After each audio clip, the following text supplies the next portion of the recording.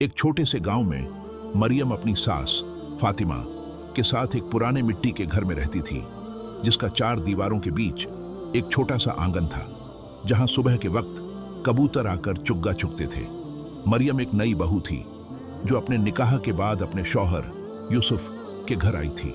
वह एक खामोश, सब्र करने वाली और नेक दिल लड़की थी, जिसे उसके वालिदैन ने हमेशा दुआ, नमाज और अच्छे अखलाकों की तालीम दी थी। उसके चेहरे पर हमेशा एक सादा सी मुस्कान रहती थी, चाहे दिल में कितना भी दुख क्यों ना हो, और उसकी आंखों में एक अजीब सी चमक थी जो उसके ईमान और अल्लाह पर भरोसे को जाहिर करती थी। उसके बाल लंबे और काले थे, जो वह एक सादा दुपट्टे में बांध कर रखती थी, और उसकी आवाज में एक मधुर सी मिठास थी जो हर किसी का दिल जीत लेती थी।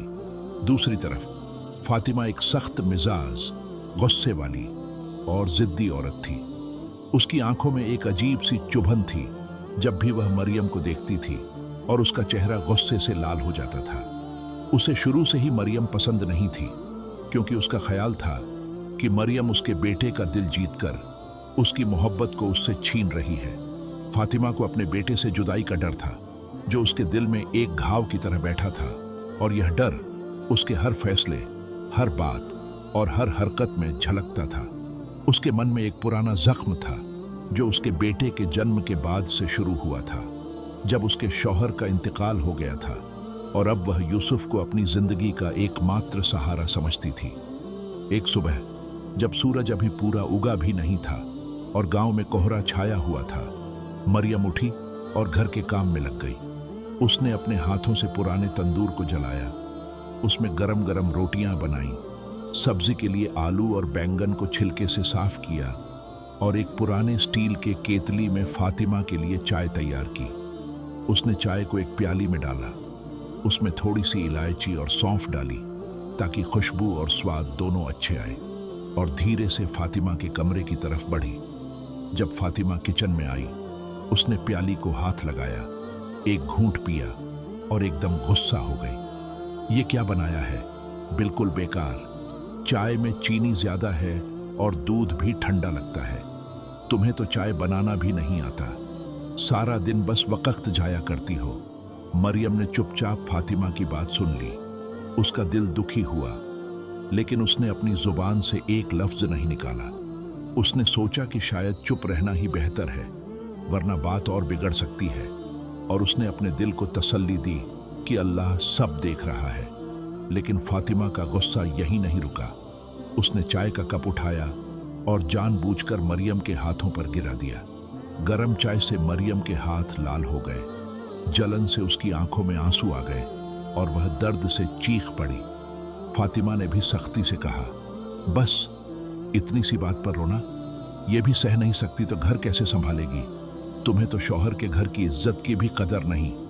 उसने मरियम को देखा भी नहीं, अपनी आंखें घुमाई और वापस अपने कमरे की तरफ चल दी, जहां वह अपने पुराने पलंग पर बैठकर अपने बेटे के पुराने कपड़ों को देखने लगी। मरियम ने अपने हाथों को ठंडे पानी के नीचे रखा, जलन को शांत किया और चुपचाप काम में वापस लग गई।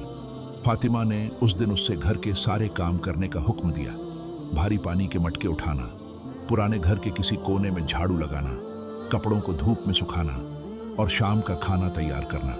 मरियम के पैर थक गए, हाथ दर्द करने लगे और उसका जिस्म थकान से चूर हो गया, लेकिन वह चुप रही।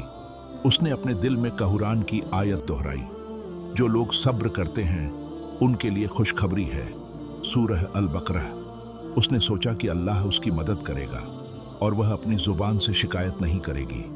उसने अपने दिल को समझाया कि शायद फातिमा का गुस्सा एक दिन ठंडा हो जाएगा, और वह दुआ करती रही कि घर में अमन आ जाए। उसने अपने छोटे से कमरे में बैठकर एक पुरानी तस्बीह उठाई और अल्लाह का नाम जपना शुरू किया, ताकि उसका दिल सुकून पा सके। शाम को जब यूसुफ घर आया, थका हुआ और काम से लौटकर, उसके हाथ में एक छोटा सा थैला था जिसमें उसने अपनी दुकान से कुछ सामान लाया था। थोड़ी सी चीनी, एक छोटा सा तेल का डब्बा और एक पुरानी किताब जो उसने रास्ते से खरीदी थी। फातिमा ने उससे झूठ बोला, देखो तुम्हारी बीवी सारा दिन कामचोरी करती रही, मैंने उससे कितना समझाया, कपड़े ठीक से नहीं धोए, खाना भी नहीं बनाया, पर यह सुनती ही नहीं। यूसुफ ने मरियम की तरफ देखा। उसके चेहरे पर थकान और उदासी साफ दिख रही थी। उसके हाथों पर जले के निशान अभी भी लाल थे, लेकिन मरियम चुप रही। उसने अपने शौहर से कुछ नहीं कहा, क्योंकि वह जानती थी कि फातिमा का गुस्सा और बढ़ जाएगा और घर में और तनाव पैदा होगा। रात को जब घर में सन्नाटा छा गया और चांद की रोशनी आंगन में पड़ रही थी, मरियम अपने कमरे में बैठकर रो पड़ी। उसने अपने रब से दुआ की, या अल्लाह, मुझे सब्र दे और मेरी सास को हिदायत दे। मेरी हिफाजत फरमा, क्योंकि तू ही मेरा सहारा है। उसने अपनी नमाज पढ़ी, सजदे में गिरकर अपने दिल का बोझ हल्का किया और अल्लाह से उम्मीद रखी कि वह उसकी मुश्किल आसान करेगा। मरियम का ईमान और फातिमा का बदला हुआ दिल इस बात का सबूत था कि अल्लाह के फैसले में हमेशा हिकमत होती है और वह अपने नेक बंदों को कभी नाउम्मीद नहीं करता। एक रात फातिमा को एक अजीब ख्वाब आया। उसने देखा कि वो कयामत के दिन खड़ी है, चारों तरफ अंधेरा है और उसका हर जुल्म उसके सामने पेश हो रहा है। एक आवाज आई, फातिमा, तूने अपनी बहू पर सितम किया। क्या तुझे नहीं पता कि अल्लाह सब्र करने वालों के साथ है? तेरा ये बर्ताव तेरी आखिरत को तबाह कर देगा। फातिमा खौफ से कांप उठी और ख्वाब से जाग गई। उसका दिल बदल गया। उसके दिल में एक नया एहसास जागा। सुबह जब मरियम नाश्ता लेकर आई, गरम परांठे और एक प्याली चाय, तो फातिमा ने उसका हाथ पकड़ा और रोने लगी। उसने कहा, मरियम, मुझे माफ कर दो। मैंने तुझ पर बहुत जुल्म किया। अल्लाह ने मुझे ख्वाब में समझा दिया है कि मेरा रास्ता गलत था। मैं अंधी हो गई थी अपने गुस्से में। मरियम ने मुस्कुराकर कहा, अम्मी, मैंने तो कभी बुरा नहीं माना। मैं बस दुआ करती थी कि अल्लाह आपको हिदायत दे और हमारे घर में सुकून लाए। उस दिन से फातिमा ने मरियम को अपनी बेटी की तरह प्यार दिया। वो उसके साथ मिलकर घर के काम करती, उससे प्यार से बात करती और यूसुफ के सामने उसकी तारीफ करती। ये वाकया हमें सिखाता है कि सब्र और दुआ से हर मुश्किल हल हो सकती है और अल्लाह अपने बंदों की हिफाजत जरूर करता है। मरियम का ईमान और फातिमा का बदला हुआ दिल इस बात का सबूत था कि अल्लाह के फैसले में हमेशा हिकमत होती है और वो अपने नेक बंदों को कभी नाउम्मीद नहीं करता। तालीमात और हिदायतों को जानने और समझने के लिए हमारे चैनल हीरा ए दिन के साथ जुड़े रहिए। हम सब मिलकर अपने ईमान को मजबूत करें। अल्लाह आपको दुनिया और आखिरत में कामयाबी अता फरमाए। आमीन।